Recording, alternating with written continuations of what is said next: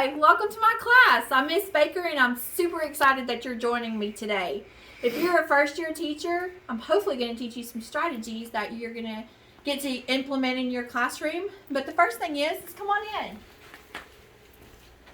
When my students come in, I always like to sit there and give them a visual about what we're going to be doing today, like having it up on my board. Then my students know exactly what they need to be doing and what they can go get and what they need to do by the time that the timer goes off in order to sit there and be ready for math class. But what I'm super excited about is sharing my interactive notebook with you today. And as you can see on my interactive notebook, I have things that maybe a first year teacher would be able to use. So grab a seat and sit on down and let's go over it. So you might be saying, well, what's the importance of actually having an interactive notebook? If you let the kids have an interactive notebook, the purpose of that is for them to sit there and have a visual. They can write their own notes and that they can go back and they can look over it and sit there and help them study. It's super, super important for you to sit there and let them decorate the front cover of it because this means that it's theirs. I mean, it gives them like a purpose of an individuality. So, as you can see, my front cover, it's the purpose of sitting there, of why it should be important for you to sit there and let your kiddos color or decorate. Then, what is the definition and what is the purpose of the interactive notebook? Interactive notebook is going to sit there and help you in so many ways. Then, in this interactive notebook, it's full of teaching strategies. And again, some of those teaching strategies are going to help you with your classroom management and your behavior. So, as you can see, I have quite a few on my table of contents. And I always like to have a table of contents in my interactive notebook for my kiddos because we can be sitting there talking about like probability or proportions or something like that, and I can sit there and I can tell them what page number to go to, and I always have them number their pages down there on the bottom. So there's all my other strategies that I have. And this is something I always like to say to my kids. The first thing is always the same. I pick up my pencil and I write my name. You get that going, girl or guy, because if they don't write their name on their paper, honey, you're going to be sitting there looking for a long time. And then we always have ask three before me. Hey, ask your buddies at your table. Ask your friend. Hey, is this what we need to do? Or, hey, is this what you got? Because your kiddos are going to sit there and teach other kiddos in a way that is going to be able to help them understand better. And it also gives you a little bit of a time to sit there and go and progress monitor everyone that's at the tables. So this is my quiet box, and I like to have this, and I have this a box sitting on every table. And so like maybe somebody is touching someone or someone is being a little bit too chatty, well then I will get the hands out of, hey, you know what, let's keep our hands to ourselves, or hey, you know what, we need to be quiet, and I'll just slide it over it and I won't call that student out. And so it just kind of gives it a reference point of, hey, you know, let's be aware of what we're doing today. Good behavior. Good behavior. We're going to always model a positive classroom. There is so much negativity going on in the world. And when your kiddos come into your classroom, they should feel like this is the best place on earth. And it starts at the door. That's why I greeted you today at the door. When you greet your students at the door, it gives them a one-on-one opportunity for you to sit there and be one-on-one conversation with them. And that sets the pace of the day. And you can sit there, and it's a great way for you to always sit there and give them a compliment. Because, you know, when you're out and about in the classroom and you have other students going around, you know, of course, you're going to sit there and see each and every one of those students, but when you meet them at the door, that is your chance to get there and get that compliment going and get that smile on their face before they even come in and sit down in your classroom. That's super important. My hallway pass. Print them on a lanyard, and you can sit there and send them out in the hallway. I like to have a little pocket chart, put it on a pencil stick. You can sit there and you can, without even asking, if you're going to sit in the cafeteria or go to the cafeteria and eat, or you're going to ride the bus, you already go ahead and have that. Fire drill, go ahead and have your lanyard, put your kids' names on the back of it, and also have a schedule that will help your visual learners, and also if you have some autistic learners in your classroom. Again, always have positive comments, so that way your kids can sit there and see positivity all day long. Classroom jobs, make your life super easy in the classroom. Like, have somebody to sit there and feed the fish. Classroom jobs are super important. Make sure that your class rules are posted, so that way it sits there and helps you with your behavior. And I love this one. It's like, when can you go get a drink and when can you not go get a drink?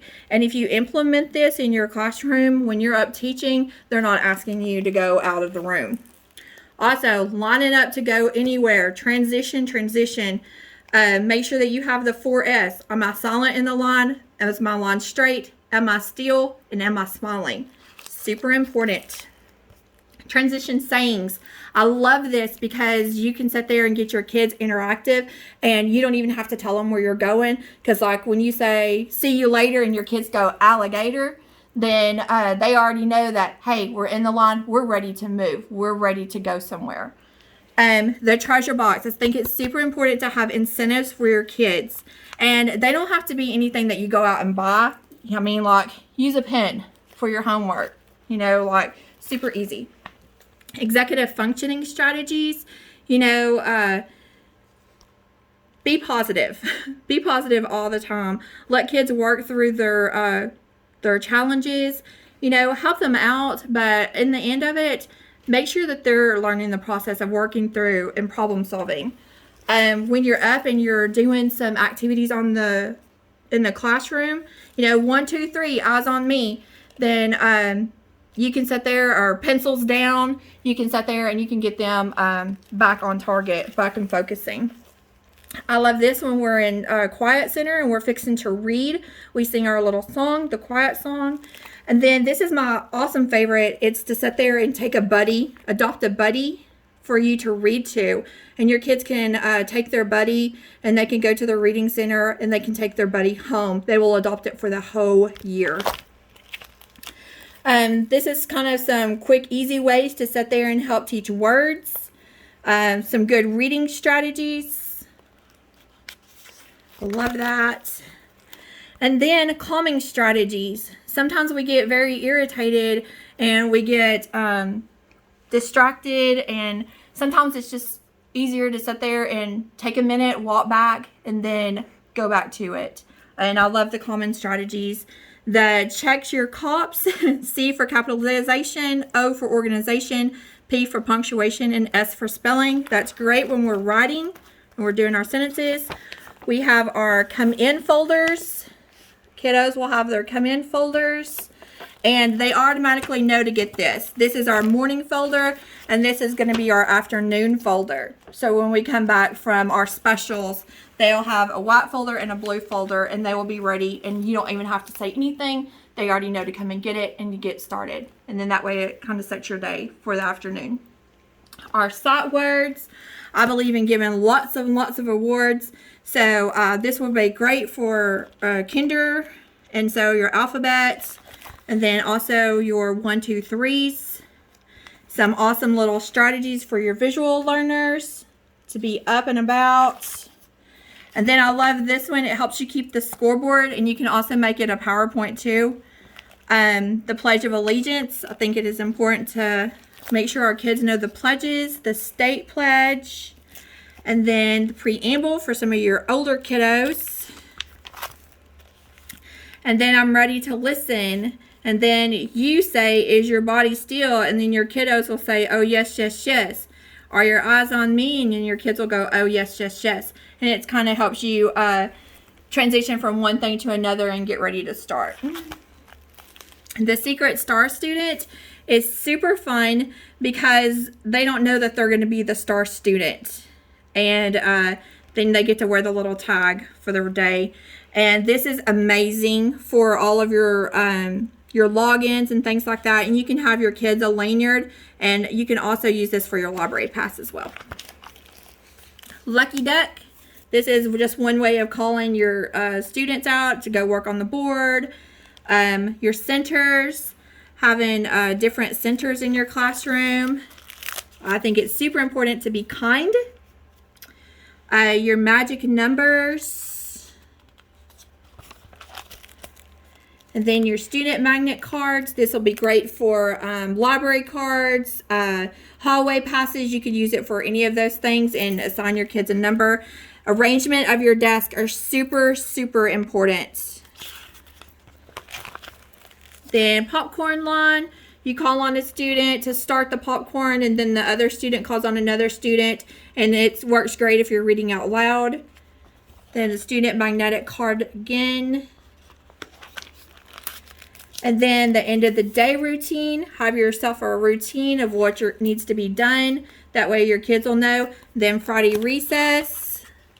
If you already have Friday recess in order for your substitute, it works great. Then calling out students. Then rotating of your calendars.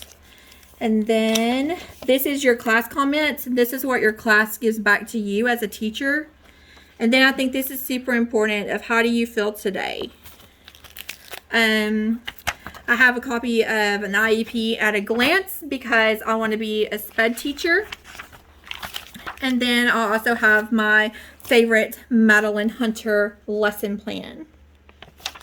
Hopefully these strategies help you become a better teacher. Thanks, guys. You're going to be great, and congratulations.